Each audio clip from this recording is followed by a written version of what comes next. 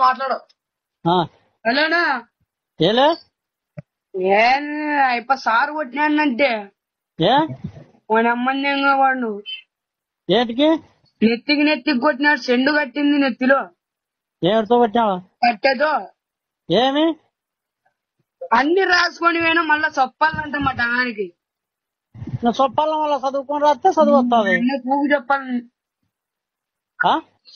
వాడిని అయితే దెంగుతా, నేనైతే నేను రాయికొని దెంగుతా. రాయి విక్కందంగితే జైలు పోతావు. ఊగు పోతాడు.